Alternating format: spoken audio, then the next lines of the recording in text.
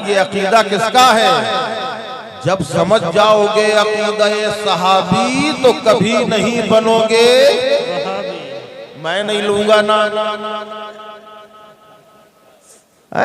सहाबी या रसूल अल्लाह, आप पे हमारे माँ बाप कुर्बान आका, जब हम किसी परेशानी में मुब्तला हो जाते हैं तो दर बदर की ठोकरें नहीं खाते, आपकी बारगाह में हाजिर हो जाते हैं, हमारी मुश्किलें आसान हो जाती हैं।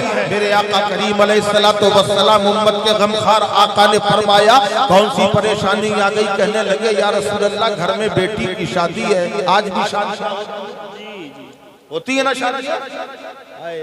अफसोस का मकाम है मेरे प्यारे, शादी आप भी करते हो, शादी रसूल कायनात ने भी की है, शादी सैयदा फातिमा ज़हरा की भी हुई है, और आज शादी आप भी अपने घर में कर रहे हो।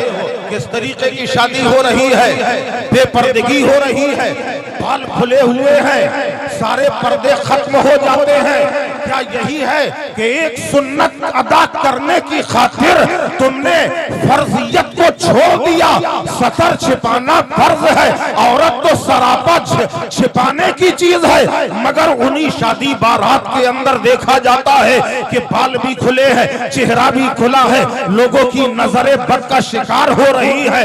याद रखो, कयामत के दिन जिस वक्त इन औरतों को लाया जाएगा जो बेपर्दा बाजारों में घूम रही है, शादी बारातों में घूम रही है, तो कयामत के दिन अहादीसे पाक में आता है, अगर किसी के दो बाल गैर महरम ने देखे हैं तो दो बालों के बल उन्हें जहन्नम में लटका दिया जाएगा, ये उन्हें सजा दी जाएगी। और याद रखो, अगर एक औरत जहन्नम में जाएगी तो अकेले नहीं जाएगी, अपने भाई को भी जहन्नम में लेके जाएगी, बाप को भी जहन्नम में लेके जाएगी, बेटे को भी जहन्नम में लेके जाएगी, शौहर को भी जहन्नम में लेके जाएगी। अल्लाह से कहेगी, ए परवरदिगार, मेरे बाप की मुझ पर हुकूमत थी मगर बाप ने नहीं रोका, मेरा शौहर मेरा हाकिम था मगर उसने मुझे नहीं रोका, मेरा बेटा आलमे जवानी में था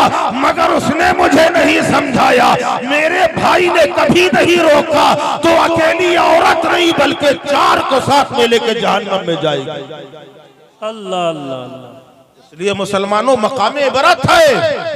और शादियां, मैं कहूँ शादी की बात कर लूं? जी बिल्कुल, इस्लाह की इजाजत है शादी की। किसे किसे करना है हाथ उठाओ। ये सब शादी करने वाले, ये कहो घर वाली नहीं देख रही, नहीं अभी हंगामा हो जाता। नहीं घबराइए, नहीं हो जाता है, गलती हो जाती है, धोखा हो जाता है। तो शादी अच्छी बात है, सुन्नत है, मगर अफसोस तो तब होता है कि मस्जिद के इमाम साहब हिदायत पे हिदायत कर रहे हैं, हाजी साहब है, और उसके बाद उन्हीं के घर में ढोल ताशे बज रहे हैं। क्या हो रहा? रज्जगा हो रहा, रज्जगा हो रहा है। क्यों भाई हाजी साहब, आप तो 5 वक्त के नमाजी हैं, ये आपके घर में क्या हो रहा है? हाजी साहब फरमा रहे, क्या करें, बच्चों के आगे मेरी चलती नहीं। अरे आप कैसे आगे? ये ठीक नहीं है। दो रंगी छोड़ दे, एक रंग हो जा, सरासर मोम या फिर संग हो जा। अब साहब शादी हो रही, अच्छा शादी में क्या एक बड़ी खराब चीज सामने आ गई, वो क्या है? खाना पीना। शादी में खाना मिलता है कि नहीं मिलता है? कैसे मिलता है खाना? और आप लोग उसको फरोग दे रहे हैं। जी आप लोग फरोग दे रहे हैं। आप मत खाइए, बैठ जाइए, बैठ के खाइए। याद रखो, अल्लाह के प्यारे नबी सल्लल्लाहु अलैहि वसल्लम की बारगाह में एक सहाबी हाजिर हुए, अर्ज करने लगे, या रसूल अल्लाह, आप पर हमारे माँ बाप कुर्बान, सरकार रिज़्क़ में इतनी तंगी है, इतनी परेशानी का आलम है कि कई कई दिन फाके होते हैं, आका करम फरमा दीजिए, कुछ अमल बता दीजिए। तो अल्लाह के नबी सल्लल्लाहु अलैहि वसल्लम ने कोई अमल नहीं बताया, बल्कि क्या फरमाया? आज से अपने घर में लाल दस्तरखान बिछाकर खाना खाना शुरू करो। सुभान अल्लाह, बोल दो यार, सुभान। ये सुन्नत भी है, ये सुन्नत भी है। लाल दस्तरखान में बिछाकर खाना रखकर खाया करो और साथ मिलकर खाया करो। सहाबी चले गए। 1 महीने 2 महीने के बाद बारगाहे सैयदे कायनात सल्लल्लाहु अलैहि वसल्लम में हाजिर होते हैं। तो मेरे आका ने पूछा, अब क्या हाल है तुम्हारे घर में, खाने पीने का मामला कैसा है? अर्ज करने लगे, या रसूल अल्लाह, अब तो ये आलम हो गया है कि हम शिकम सैर होके खाते हैं, घर वाले शिकम सैर होके खाते हैं, मोहल्ले में तकसीम कर देते हैं, फिर भी खाना खत्म नहीं होता। इस कदर अल्लाह ने बरकत अता फरमाई है। सुभान अल्लाह, सुभान खाली लाल दस्तरखान बिछाने का फायदा है। और आओ मलफूजात ख्वाजगान चिश्त के अंदर ख्वाजा गरीब नवाज अलैहिर्रहमा इरशाद फरमाते हैं, जिसने लाल दस्तरखान बिछाकर अपने मेहमान को खाना खिलाया, सरकारे गरीब नवाज का कौल फरमाते हैं, जिसने लाल दस्तरखान में अपने मेहमान को खाना खिलाया, फरमाते हैं कल रोजे कयामत पहली बात तो ये है, जो खाना मेहमान ने खाया, जितना खाया, हर दाने के बदले अल्लाह उस खिलाने वाले को 1000 नेकी अता फरमाता है। सुभान अल्लाह, सुभान अल्लाह, वाह वाह वाह, सुभान अल्लाह। जिसने खाना खिलाया, फरमाते हैं उसे हर दाने के बदले अल्लाह 1000 नेकियां अता फरमाता है। 1 प्लेट चावल में कितने दाने होते हैं बताइए, बोलिए, मालूम है? 1 प्लेट चावल के दाने नहीं मालूम आपको? अब बात मुझे कुछ और भी याद आ रही, कहिए चले थोड़ा सा साइड में देखें, कुछ मिल जाए तो, क्योंकि जब रास्ता चलता है तो वहां पगडंडियां भी मिलती हैं, लगता है जरा यहाँ भी देख लें, कुछ फल फ्रूट तो नहीं, यहाँ तो नहीं है खाने पीने का आइटम। अभी आप 1 प्लेट चावल का अंदाजा नहीं लगा पा रहे हैं। अल्लाह के प्यारे रसूल अलैहिस्सलाम की बारगाह में एक सहाबी, एक फरिश्ता हाजिर हुआ, अर्ज करने लगा, या रसूल अल्लाह, अल्लाह ने मुझे बड़ी ताकत दी है। सरकार ने पूछा, क्या ताकत दी है? अब इसका मतलब ये ना समझना कि हुजूर को मालूम नहीं था। सरकार ने पूछा, क्या ताकत दी? अब आपके दिमाग में ये बात आएगी, इसका मतलब रसूल को मालूम नहीं था। माज़अल्लाह, है ना? आ सकता है ना ख्याल? ये हमारे आप पढ़ाते हैं जी, क्या नाम, हाफिज अशफाक रजा साहब, ये मदरसे में बच्चों को पढ़ा रहे हैं। लाइन से बच्चे बैठे हैं, इन्होंने बच्चों को पढ़ा दिया, अलिफ से लेके ये तक पढ़ाया, और उसके बाद एक बच्चा सामने आया, उसका सबक सुन रहे हैं। बच्चा पढ़ रहा है, अलिफ बे ते से या अलिफ बाता सा, हम चलो पुराने ही में है, अलिफ बे ते से पढ़ रहे हैं। पढ़ने लगा बच्चा, उन्होंने कहा रुक, ऐसे नहीं, ये तो रटा भी जा सकता है। इन्होंने बीच में एकदम उंगली रख दी, कहा ये बताओ क्या है? लाम में उंगली रख दी इन्होंने, कहा ये बताओ क्या है? क्या मतलब? इनको मालूम नहीं कि ये लाम है।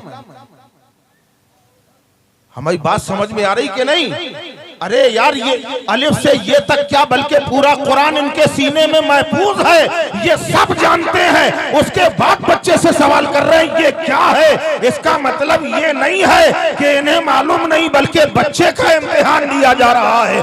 फरिश्ता हाजिर हुआ है तो और कह रहा है कि या रसूल अल्लाह, अल्लाह ने मुझे बड़ी ताकत दी है। मेरे आका फरमाते, क्या ताकत दी है? लोगों को बताने के लिए नबी ने सवाल किया। वो फरिश्ता कहने लगा, या रसूल अल्लाह, अल्लाह ने इतनी ताकत अता फरमाई है, अगर मैं गिनने में आ जाऊं, दुनिया में जितने दरख्त हैं, जितने पेड़ हैं, खाली पूरनपुर के नहीं, खाली बरेली के नहीं, खाली बांदा के नहीं, खाली कानपुर के नहीं, खाली लखनऊ के नहीं, कलकत्ता और मद्रास के नहीं, पूरे हिंदुस्तान के नहीं, खाली पाकिस्तान के नहीं, तमाम रुए जमीन के अंदर जितने भी दरख्त हैं, एक एक पत्ते को मैं गिनकर बता सकता हूं कि कितने पत्ते हैं। सुभान अल्लाह, सुभान अल्लाह, वाह वाह वाह। बोलो, आप एक दरख्त के पत्ते गिन सकते? नहीं गिन सकते। और वो फरिश्ता कह रहा है कि मैं पूरी दुनिया में जितने दरख्त हैं, एक एक पत्ते का शुमार करके बता सकता हूं दुनिया में कितने हैं। मेरे आका अलैहिस्सलातु वस्सलाम ने इरशाद फरमाया, सुभान अल्लाह। सुभान अल्लाह। जब नबी ने सुभान अल्लाह का, तो तुम क्यों चुप हो भाई?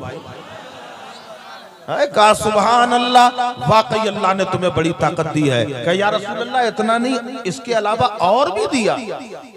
अच्छा और क्या दिया? अर्ज करने लगे या रसूल अल्लाह, अल्लाह ने ये ताकत मजीद अता फरमाई है, अगर मैं गिनने में आ जाऊं तमाम रूए जमीन में जितने जर्रात हैं।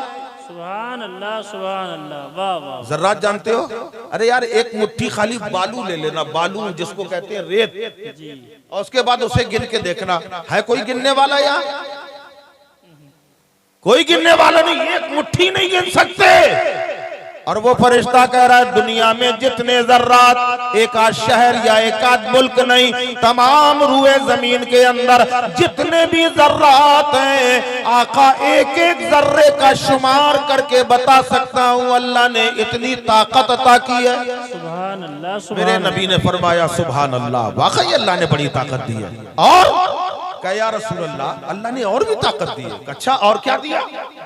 कहने लगे अगर मैं गिनने में आ जाऊं दुनिया के अंदर जितने समंदर हैं, जितनी नदियां हैं, जितने नाले हैं, जितने कुएं हैं, जितने तालाब हैं, उसमें जितना पानी है, एक एक कतरे का शुमार करके बता सकता हूं दुनिया में कितने कतरे।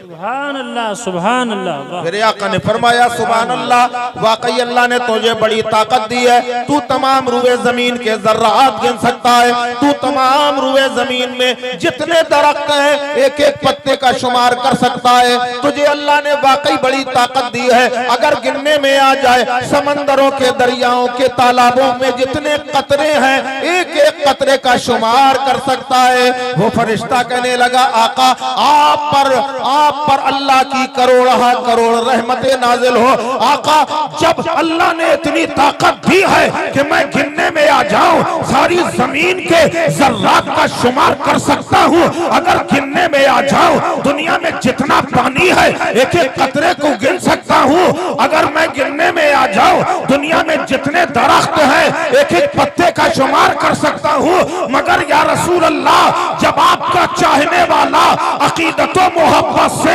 एक बार आप पर दरूद पढ़ता है तो अल्लाह इतनी नेकियां दे देता है कि मैं उसकी गिनती नहीं लगा पाता। नारे तकबीर, नारे रिसालत, मसलक आला हजरत अल्लामा सैयद आमिर मसूदी साहब क़िबला, वाह वाह वाह। अब दीवानों की तरह जरा मिलके सब दरूद पाक पढ़ लें। अल्लाहुम्मा सल्ली अला सय्यदना मौलाना मुहम्मद मुबारक वसल्लम सलातम व सलामन अलैका या रसूल अल्लाह। आप बालू नहीं गिन सकते। और मैं अर्ज ये कर रहा था एक प्लेट चावल गिन सकते कितने हुए? नहीं गिन सकते ना।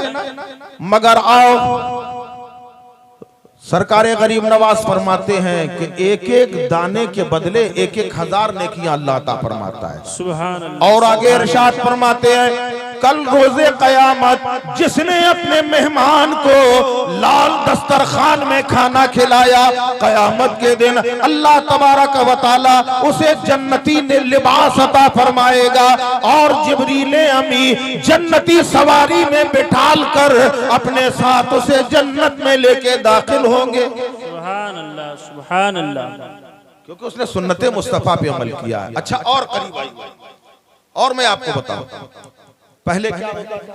हमारे उलमाए इकराम बैठे, पूछिए इनसे, बड़े अदब व एहतराम से दस्तरखान लाल बिछाया जाता था, हाथ धुलाए जाते थे, खाना सामने रखा जाता था, फिर जिसके घर में खाना होना है यानी जो मेजबान होता था अदब व एहतराम से आके कहता था बिस्मिल्लाह कीजिए।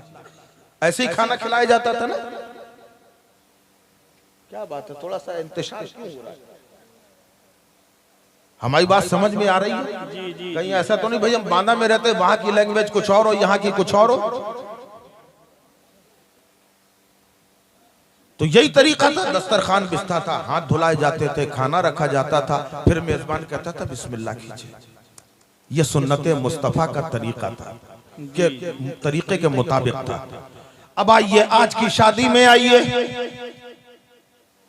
बारात में कोट पैंट पहनकर सज धज के आप गए, रास्ते भर लोग कह रहे क्या तू डेड जा रहा है यार, रास्ते भर लोग तारीफें करते जा रहे हैं, बड़े अच्छे लग रहे हो भाई, कहां जा रहे हो? का तुम्हें लिबास नहीं बता रहा कहां जा रहा हूं। बड़ी इज्जत होने वाली है, बड़ी इज्जत की जगह जा रहा हूं।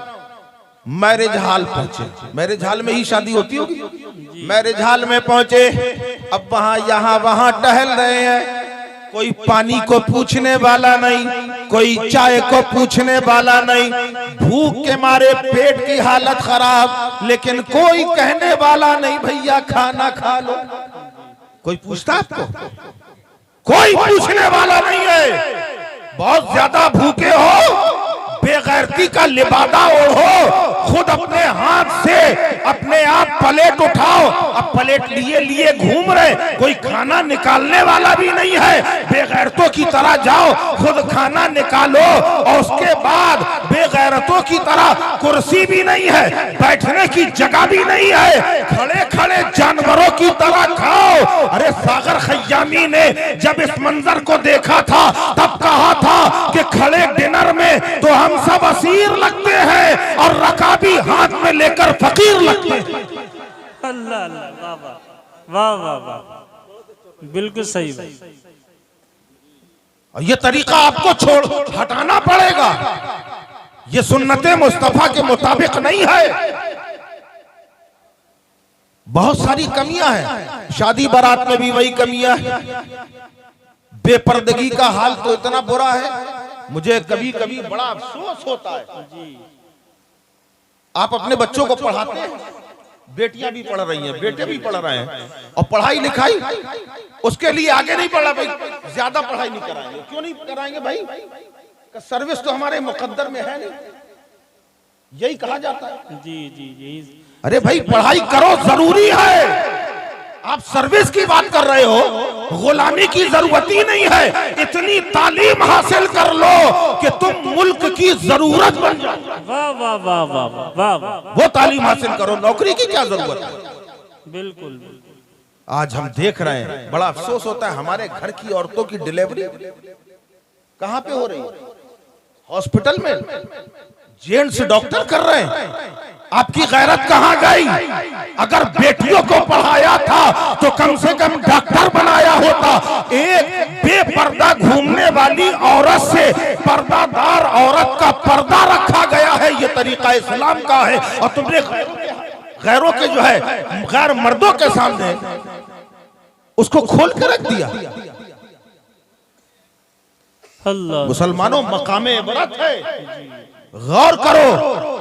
आज की रात इसलिए नहीं है कि खाली हम हंसी ठटोले में बर्बाद कर दें, बल्कि अगर आए हो तो कुछ लेकर जाओ, अच्छी हिदायत लेके आओ। आज अगर तुम किसी बात के लिए तौबा करोगे, खड़े खड़े खाना खाने के लिए तौबा कर लो कि हम खड़े होके खाना न खाएंगे। अगर खाना ही है तो कुर्सी में बैठ जाएंगे, मगर खड़े खड़े नहीं खाएंगे।